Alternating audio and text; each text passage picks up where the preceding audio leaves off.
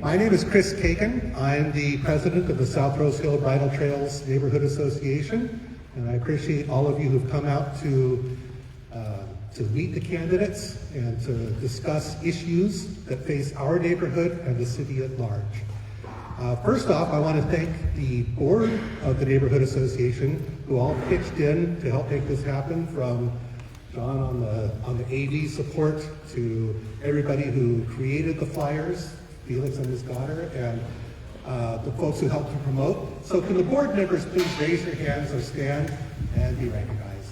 Thank you.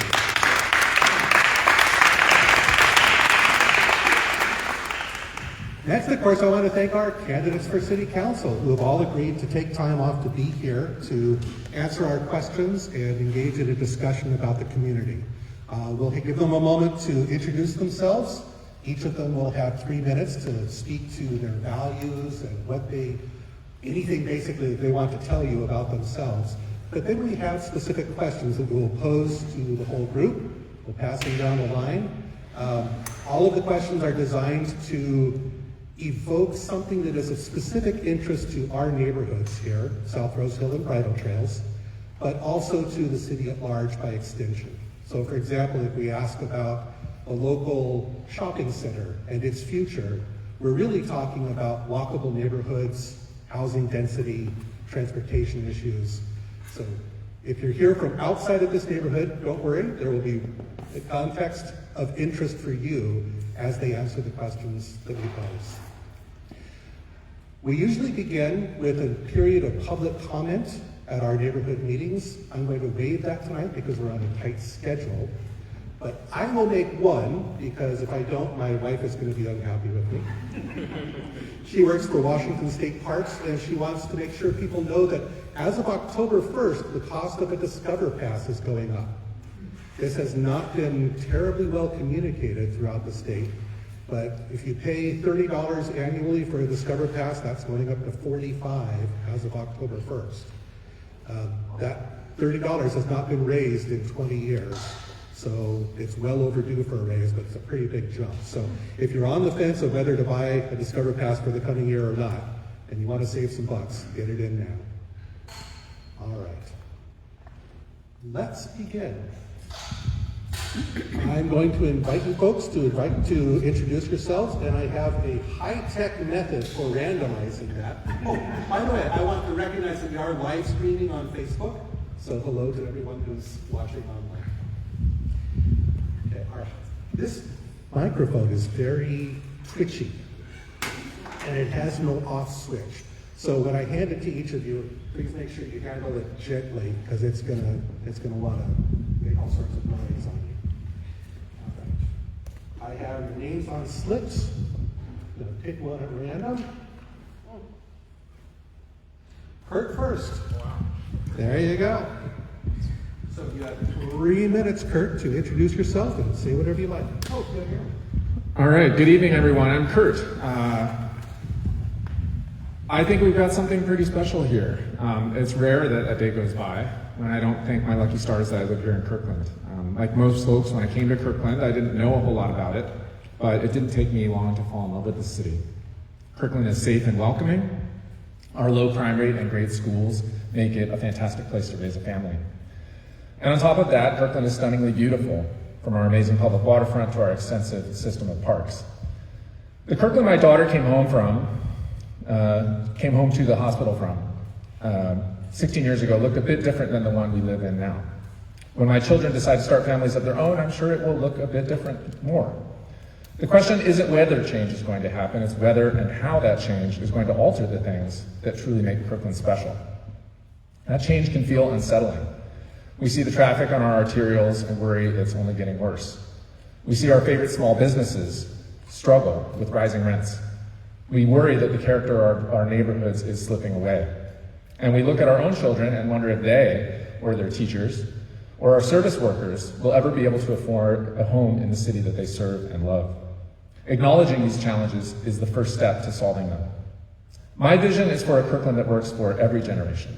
It's a Kirkland where the seniors who built our community can age in place with dignity, surrounded by the neighbors and parks that they love. And it's a Kirkland where the kids who grew up here, our kids, can actually afford to start their own families, continuing the cycle of community. We achieve this by focusing on vibrant, walkable neighborhood centers, protecting our incredible tree canopy and public parks, and building a transportation system that gives us real choices, so we can spend less time in traffic and more time with our friends and families.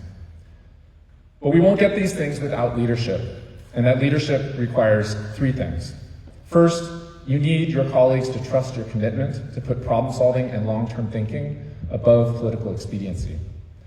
I have support from current members of council, not because we always agree, but because they know we'll be able to work together productively when we disagree. Second, you need strong regional relationships. Kirkland does not exist in a vacuum, and our most difficult challenges don't stop at our borders. That's why over 90% of endorsing council members from cities bordering Kirkland are supporting me. Most importantly, you need a positive and coherent vision for the future. One rooted in our city's values, and one that can sustain and enhance the things that make us love Kirkland. I'm running to bring all of these things to Kirkland City Council, and I'd be delighted for you to be a part of that with me. Thank you. Good. Yeah. So I'm going to ask for a poll. Shall we clap after each one, or do we want to hold applause? How many people would like to clap after each person? How many people would prefer that we hold applause? Let's hold applause. Fully democratic. I can see it either way. So, okay, we will hold applause. Kurt, you got a freebie. Liz, would you mind picking a slip of paper? And who do you have? Shilpa Pratt. Shilpa.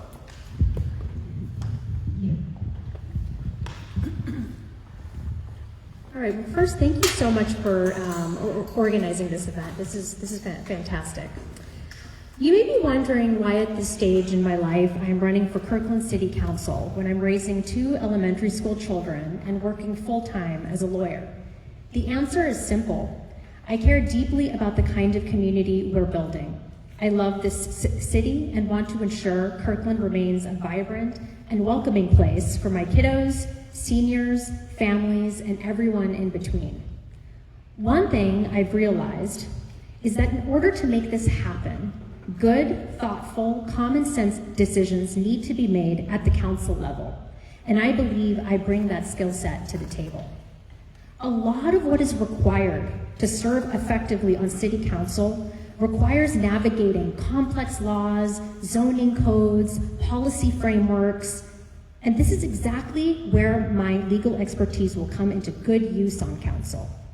As a lawyer, I don't just understand the rules. I know how to carefully interpret them and change them, understanding that each and every word that we use could have lasting impacts on our communities. Throughout my career, I've successfully advocated for regulatory changes through common sense, data-driven approaches, and I'm going to bring that same determination to council. My values can be summarized in 4 categories. Number 1, ensuring we have open green spaces throughout Kirkland, because that's why we're all here. That's why we all love Kirkland. 2, create an adequate infrastructure and fast, so that people can get from point A to point B without a headache. Number 3, creating more housing options so that people can age in place and our kids can be able to afford to live here in the future. And 4, making sure that our community continues to be safe, because that is a really critical component of being able to live worry-free. After speaking to a number of voters and members of our community, I've come to realize that almost all people at the end of the day want to achieve 4 things: live a good life, live a healthy life, happy and positive life. The decisions City Council makes really do impact our day-to-day lives, which is why who you decide to vote for is so important. Bottom line, I understand that serving you starts with listening. You are the most important piece of this entire puzzle. And how we plan for the future of Kirkland really does come down to you. From my end, I can promise you that I will work hard to make sure that your voices are heard on council And I encourage you to please, please come talk to me, ask me questions. Let's grab coffee, because I would love to get to know you and your concerns more about Kirkland so that we can build our future together as one. Thank you. All right, you pick us up. Okay, it's Ken. Overman. That's a good point. That's a very good point. Thank you. All right. Well, good evening, friends, neighbors, South Rose Hill Bridle Trails, and thank you for the association, actually, for putting this together for us tonight. So, my name is Ken Oberman, just to make sure everybody's clear. My wife Susie and I chose Kirkland for its small town feel, walkable streets, welcoming parks, and neighbors who actually look out for one another. That spirit of connection is what makes the city worth protecting. In my professional life, I managed multi-billion-dollar budgets where discipline and results were non-negotiable. On the city council, you, the residents, are the stakeholders. And the dividends must be safe streets, thriving local business, and a community that grows without losing its character. Kirkland is changing fast. We all see that. Living downtown, I see it daily. More people, more traffic, more infrastructure stretched thin. Every neighborhood feels it. Whether it's the crowded roads, limited transit, or added pressure of the La Quinta site, or transfer station, and others. That's why I'm running for city council. Growth must fit capacity, not just an ambition. We can meet state requirements without exceeding what our streets, water systems, and public safety teams can sustain. I will keep first responders fully staffed, insist on transparent budgets you can track, and invest where the evidence shows it matters most. Public safety, reliable infrastructure, strong local business, and our parks and open space. Kirkland deserves leadership that listens first and delivers results. After more than a decade of the same approach, our city needs a fresh perspective. And practical results focus on mindset that comes from outside City Hall. Thank you.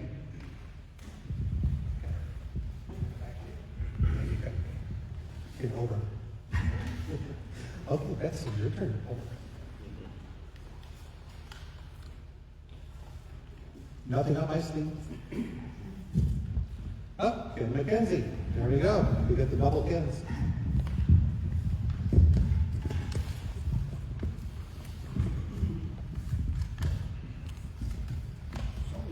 Somewhere in here I have some notes. So thank you for having this forum, and thank you all for being here. This is not your usual Kirkland election. The choices are stark.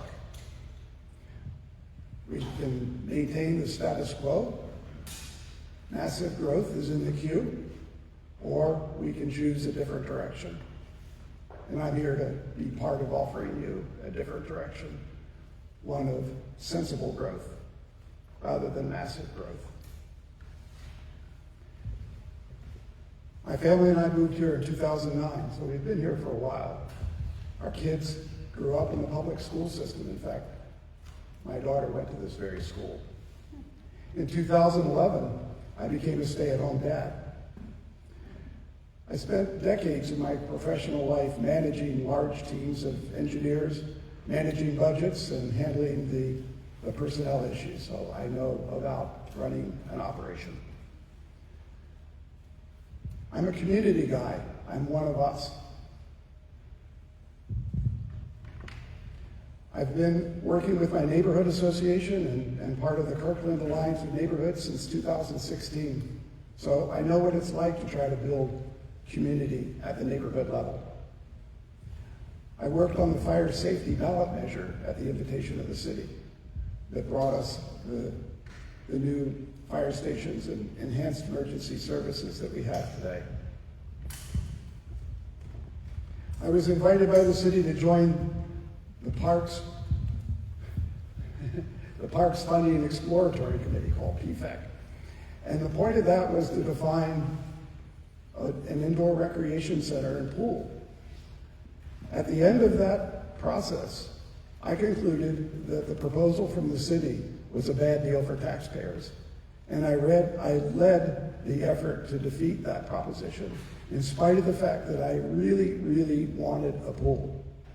About 60% of the people of Kirkland voted against the proposal.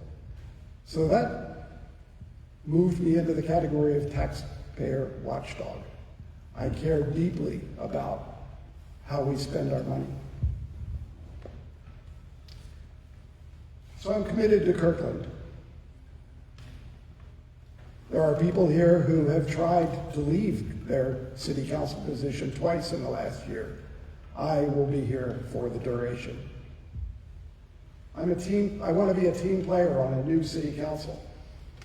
I want to advocate for sensible growth, and I want to serve Kirkland residents first, rather than the surrounding communities and our county. Just hold on. I can't hold both. Oh, you're right. But you're done. Done? I'm sure. Oh. Yeah. Thank you. Okay, who's new? Sue.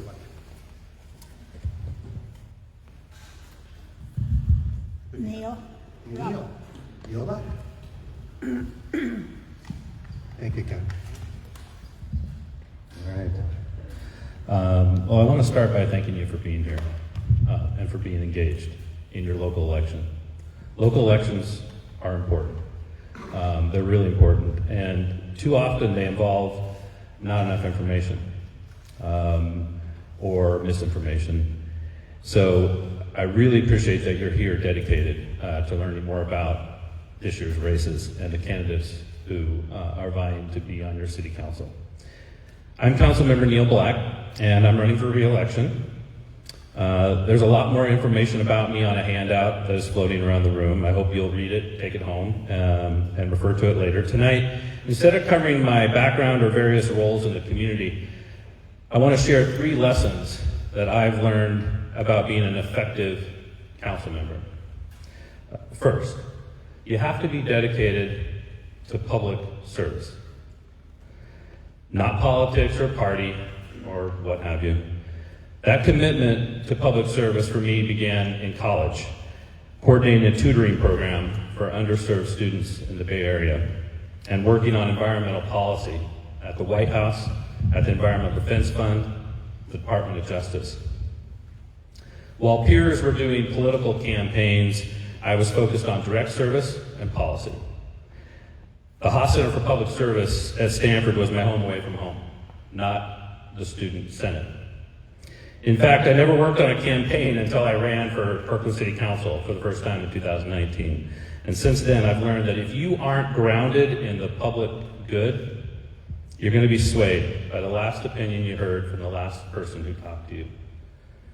And that doesn't work because governing is complex and it requires careful, thoughtful solutions. Number 2, you have to be willing to lead and be accountable.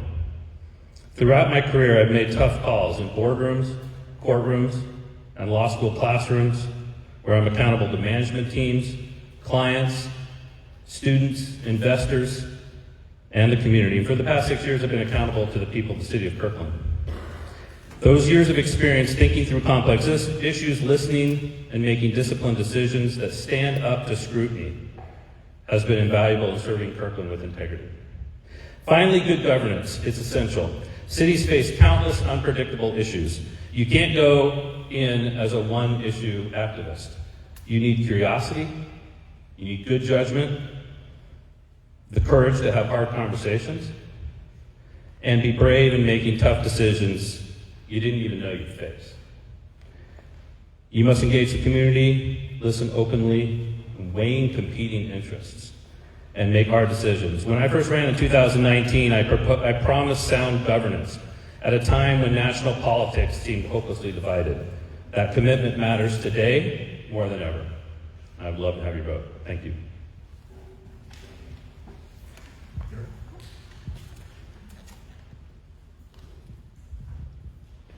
Katie.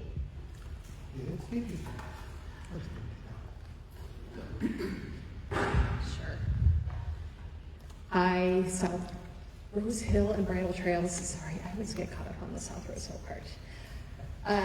My name is Katie Malik, and I'm running for City Council. I've had the privilege of calling Kirkland home for the past 21 years. Before that, I grew up a short distance away in Bothell, and I've witnessed firsthand how our community has evolved. I truly appreciate the changes and challenges that growth is placing on our neighborhoods and infrastructure. I'm running for City Council because I believe Kirkland deserves a leader who will be a voice for all of its residents. Unlike the current council, which too often seems beholden to a particular political ideology, I'm loyal to the people of Kirkland. I'm not here to represent a party. I'm here to represent you. I believe in practical, common sense solutions that reflect the values and needs of our diverse community. Transparency is at the core of my approach to leadership. Every decision we make as a city should be open, honest, and rooted in what's best for Kirkland. As your representative, I will always prioritize clear communication and work to ensure your voice is heard in every discussion. Kirkland is growing, and while that brings opportunities, it also presents challenges. Ensuring we have the right infrastructure, whether it's roads, transportation, utilities, water, or public spaces, is crucial to making sure our growth is both sustainable and positive.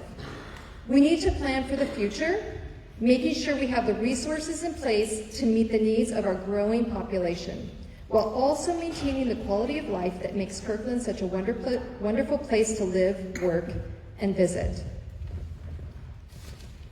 Beyond infrastructure related to growth, another key value that guides my approach is fiscal accountability. We are stewards of taxpayer dollars, and we must make every dollar count. I'm committed to smart, responsible budgeting that ensures we're funding the services that matter most to you, while also maintaining a sustainable, balanced budget. This includes making sure the programs we are investing in are delivering meaningful, measurable results. I'm absolutely qualified to do that. I work in healthcare. I'm a finance and operations executive. I'm currently managing the ORs over at Overlake Hospital. It's the engine of the hospital, and it's really, really diverse and complicated, and you have to have all of your systems running every single day. And I really believe I'm the one who can help lead Kirkland. I'm here because I believe in Kirkland's future, one where we grow responsibly, invest wisely, and make thoughtful decisions that reflect the values of our community, not the interests of political agenda. Over the next 4 years, I look forward to hearing your thoughts, your concerns, and your ideas for shared future. Your voice matters, and I'm committed to being the representative who listens and works tirelessly for our community.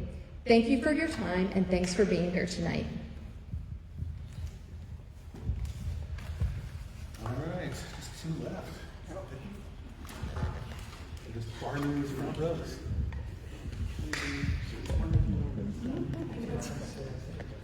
John, you're up next.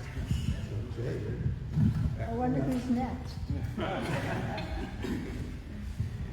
Good evening, everyone. I'm John Pascal, running for re-election. And thank you to the South Rose Hill and Bridle Trails Neighborhood Association and for all of you for being here. So it's great to see you all. I've been living here and raising a family here since 2001. I run a small business in Kirkland, and I built my career as a state licensed civil engineer and transportation planner over the last couple decades. I've helped communities across Washington tackle some of their most challenging land use and transportation issues, and I brought that experience here to council. I've learned that we can tackle our greatest challenges with a practical, data-driven, community-focused approach, rather than an idealistic mindset, which I'm seeing more of now these days. I'm running again because Kirkland needs my perspective more than ever on council. with increasing state control of our local land use decisions and a comprehensive plan that doesn't value residential neighborhoods, we need thoughtful discussions grounded in data and community voices. I will continue to be that voice of reason, pushing for outcomes that make sense, that are accountable to you as taxpayers, and truly serve our neighborhoods. I've been very proud of what we've accomplished. Don't get me wrong about that. We've invested in public safety services across the city, hiring new firefighters, modernizing fire stations, standing up the Regional Crisis Response Agency, and supporting survivors through a new sexual assault advocate program. We've also helped neighbors in need through the Homelessness Action Team. We've also strengthened neighborhoods, funding sidewalks and crosswalks across the city, delivering improvements to the Cross Kirkland Corridor, the Totem Lake Connector Bridge, and improving key corridors across the city with more multimodal infrastructure. And of course, we've continued to expand our beloved park system. But going back 8 years, I never would imagine where I am today, where I find that I'm needing to, 1, protect the livability of our neighborhoods, 2, to advocate for basic infrastructure like water pressure, for 3, trying to get the city out of the development business, and 4, advocating for the continued support of our neighborhood associations. These are some of the issues that are at stake in this election. I will keep working for safe streets, growth that fits our community, housing that keeps pace with infrastructure, strong public safety, and continued investment in our parks and open spaces. Above all, I'll keep listening to all of you. Thank you. And we'll move on to our final person, Jay. Come on. Hi, everybody. Thank you for being here tonight, and thank you for the Bridle Trail South Rose Hill Neighborhood Association for organizing this forum. With the death of local journalism, these face-to-face opportunities are critical. Hi, everybody. I'm Jay Arnold. I'm running for re-election to council position number 1. I moved to Kirkland 35 years ago to work for Microsoft. I had an apartment in Totem Lake. The Kirkland was the jewel of the East Side then and remains so today. My wife and I have been fortunate to be able to buy a house and raise a family in Kirkland. Our daughters graduated from Lake Washington schools and are now in college and grad school. At Microsoft, I worked as an engineer and a test manager on several flagship products. I take the strategic and analytical skills that I learned there and apply them to our work on council every day. On council, I'm proud of the work that we have done on key priorities and values that are things that are important to Kirkland. Our quality of life is driven by people, parks, and places, and we've invested in opening new parks and improving existing ones and enhancing the Cross Kirkland Corridor. We've taken a strategic approach to public safety by creating a new type of first responder, mental health professionals to help people that are in crisis, easing the burden on fire and police, while we've kept police and fire fully staffed. I have protected trees. I have championed energy-efficient, all-electric buildings, and I have planned for Kirkland's sustainability into the future. Now, as I have talked to people, knocked on doors, met with people, we have challenges ahead. We know we've got work to do to build more housing options to make Kirkland affordable for everyone. We need to promote development opportunities along 85th for housing and jobs and shops and services near bus rapid transit. We did it before with Totem Lake. We can do it again on 85th. We need to we're in the middle of soon completing major transportation projects around town. As we complete those, we need to take the next set of plans and turn them into projects to improve safety and flow. And we need a transit system that works for Kirkland, that better serves and connects all of our neighborhoods with frequent, reliable service. And finally, most importantly, we have to stand together and protect our values as a safe, welcoming, inclusive community. I have a proven track record of leadership across all of these issues, protecting our values, planning for the future, investing in Kirkland, and my particular passion, sustainability. I look forward to talking about these topics in more detail tonight, and I ask for your vote. Thank you. All right, why don't we do a round of applause here?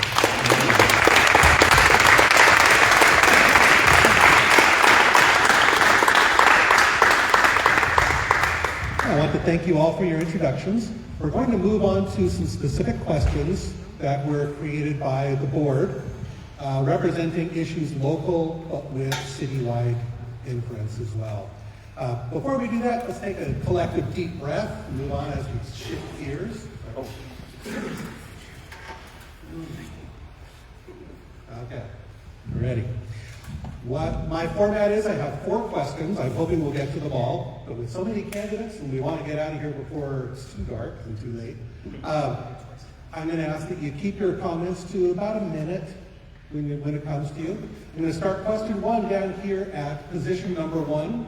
Question number 2 will come at position number 3, and then 5 and 7. So we'll move the questions that way. So question number 1 will start here, question number 2 will start here, question number 3, 4.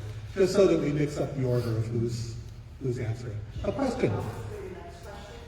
Sorry? Should it go the opposite way, the next question? So you ask questions that way, the second question should be asked that way? I like that. Thank you. I'll take that from the floor.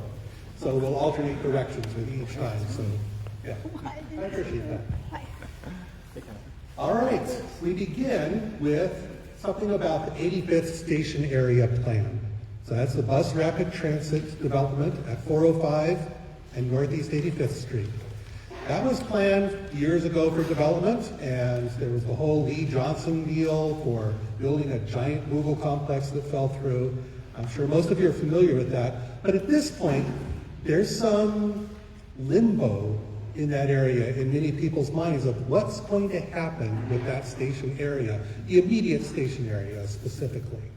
So the question is, how do you see that station area plan proceeding in the post-Lee Johnson kind of time, the development of that core section? And how do you view that impact on the surrounding neighborhoods, specifically South Rose Hill, North Rose Hill, the Highlands, and down into Moss Bay? Those are the corners of that Everest, we'll throw Everest there. Yeah, there we go. Thank you. Thank you, Kirk.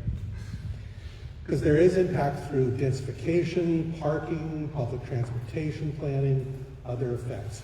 So the question is specifically about 85th, but you can wander off into those others if you have time in your minute to minute and a half.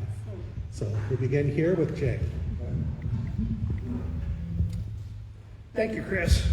Well, to begin with, the city hired an economic development manager for this particular purpose to say, yes, 85th is tall. How can we promote it? She's doing work on that right now. In fact, I'll be at a conference next week to help spotlight this particular development opportunity. So I think that we can, through that focus, make the development community, especially now that interest rates are coming down, know about the particular opportunities and know we can do better than Spirit Halloween. As far as how this impacts the different neighborhoods, first I want to make sure everybody's aware that this interchange not only is for bus rapid transit, but has major improvements for Kirkland itself.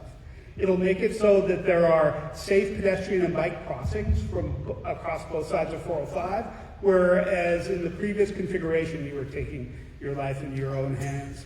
You've got bus rapid transit. It's going to be 10 to 15 minute service, 18 hours a day, that connects directly to light rail. And that will be a huge, huge opportunity. The surface street connections are going to involve roundabouts at 112th and 116th. And if you look at what has happened on 132nd, it really improves traffic flow. And so I think that's going to be a benefit for the neighborhoods and traffic. And then finally, it's just what happens as we go and get this development. That's the shops and services and things that make things special. People are blown away, and other cities come and say, how did you make Totem Lake happen? It's the same thing we're going to do with 85th. Thanks. All right, we all know that the original goal was to create an urban center.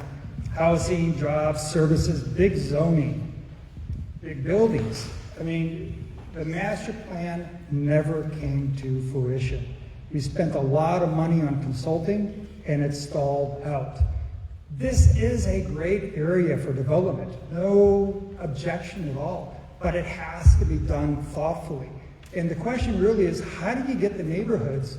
This could be a big win for the neighborhood. If it's done right and we bring in the right people, have the right discussions, this could be a real win for the surrounding neighborhoods. The goal is, let's get the wheels moving on this machine. Let's bring some of the communities together and let's get the development happening. It's a good time to do the right steps and move it forward. Thank you.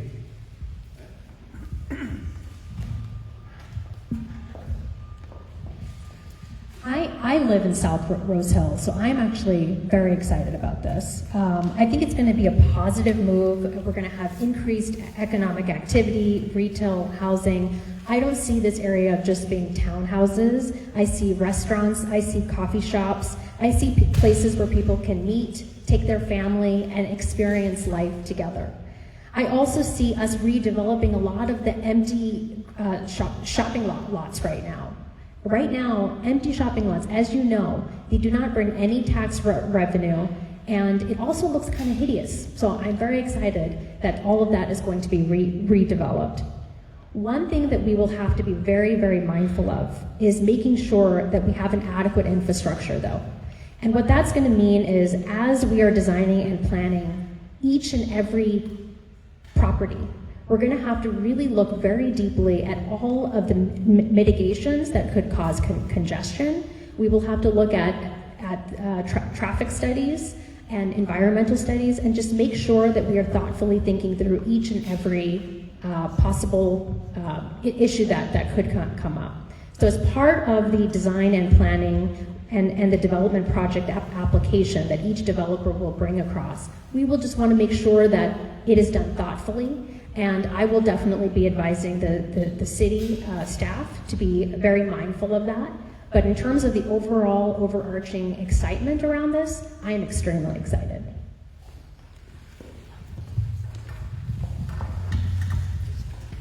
I'm really excited for the potential for development at the 85th Street Station Petco, former Petco area.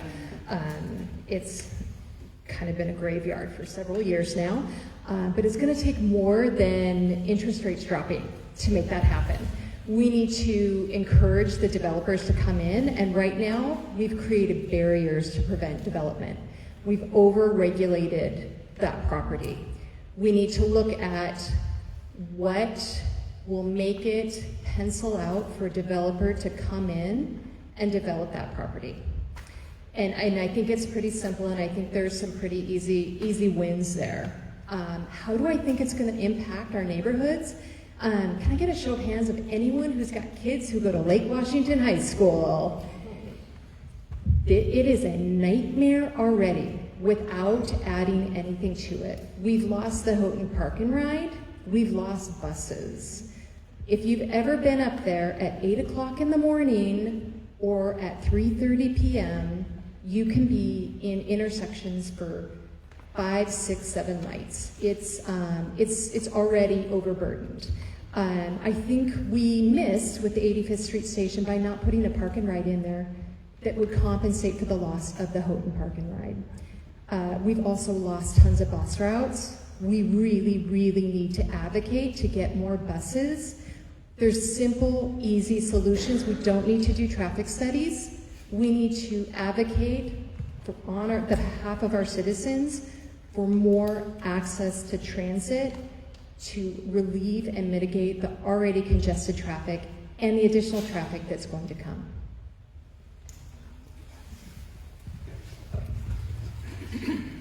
All right. Well, thank you, everyone. So I think this is a really important question. It's a really important issue. And it actually, I'm really proud of the work that the city of Kirkland did in the station area. This is one of our largest planning exercises that we had, certainly during my time on the council, and I think for many, many years.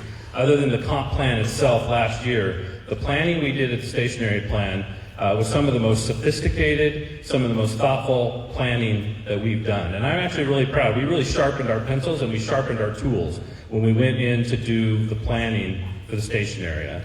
It's some of the least restrictive zoning we have in at least one regard, in the sense that it's where we experimented with form-based code. So we've limited size, shape, bulk, mass, but it's very free. There's a lot of freedom to do different types of development in there. We are disappointed with what the pace of development that we're seeing now. I'm super excited about the possibility of this district, but there are things that we need to do, and Jay mentioned one of them, hiring an economic development manager to look at ways that we can catalyze development in that area.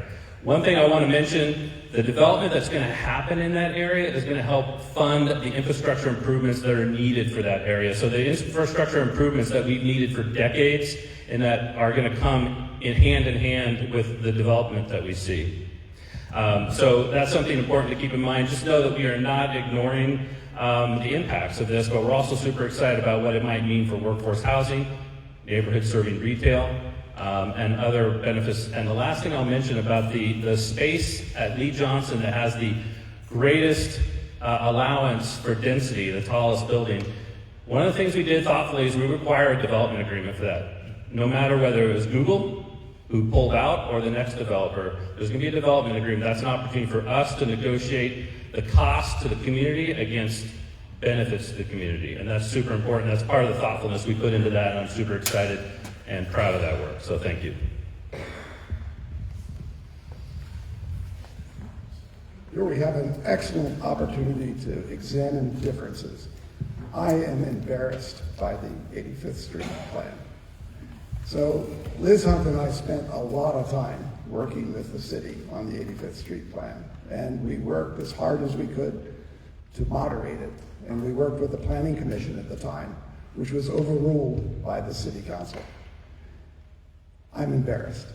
I'm embarrassed because nothing's happened. I'm embarrassed because of horrible ideas like 250-foot tall office buildings on the Lee Johnson property. And that zoning is still there. I know. We need to moderate it. We need to get rid of form-based code, because the only people that form-based code gives flexibility to is the planning staff. They become the adjudicators of what's allowed and what's not allowed, as opposed to the city council. So I would take that control back. I would cut the heights. I would definitely cut the heights on the Lee Johnson property down to something reasonable. And I would look at the rest of the zoning area between 132nd and 6th Street in Kirkland, which is incredibly rezoned. And the cost is our light industry. The thought of the 85th Street plan was all you need is coffee shops and housing. And the answer is no. A healthy city needs industry as well.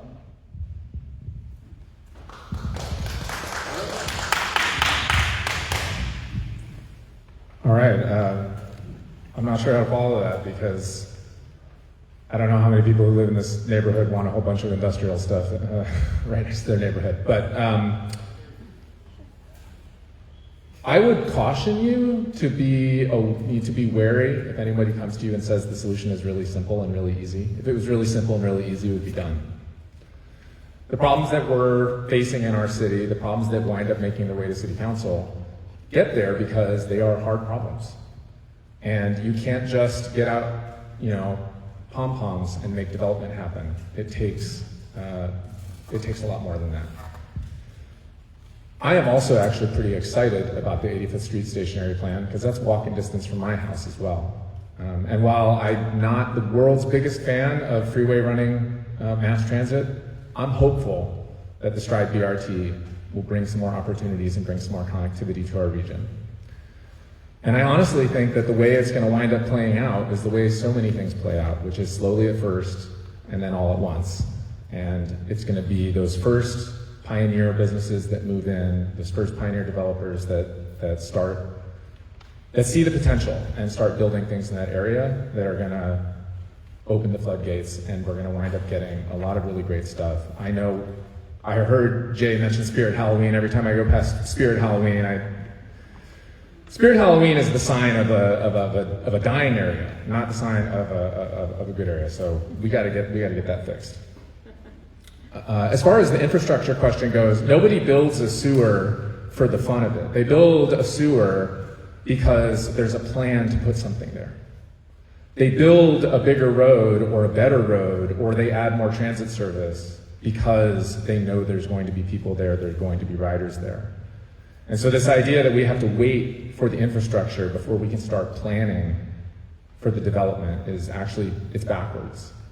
We plan for the development, and that's what catalyzes the additional infrastructure. Thank you. So I would agree with the 85th Street plan. We were very intentional about what we wanted to see, the time we took, the expense that we made to make this plan. It took several years. I think the thing that sticks out to me mostly through that process was that we shortchanged the end of it. And what I mean by that is that we didn't really think about the feasibility of some of our regulations that we adopted at the very end. And I'll give you an example. We received a letter from a lot of the major property owners along 85th Street that had bullets of the regulations that we should change to actually see redevelopment take place. That was 2 years ago. Which ones have we accomplished? None of them. Instead, we moved on elsewhere as part of the comprehensive plan, looking at other areas to do the same thing, because we champion good intentions, saying that these policies and these regulations are great ideas. But the problem is, they're not always feasible.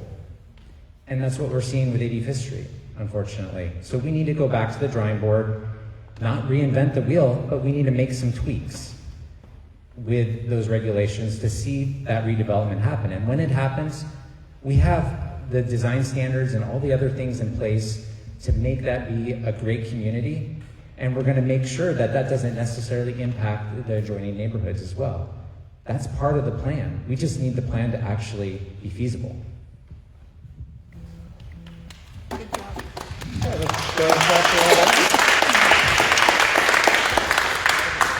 We're about halfway through our program tonight, so I'd like to call a 5-minute halt here. Bathrooms are down the hallway back there for folks who need that. There are some snacks for your blood sugar over there. Let's be back in 5 minutes, please, and we'll go on with the next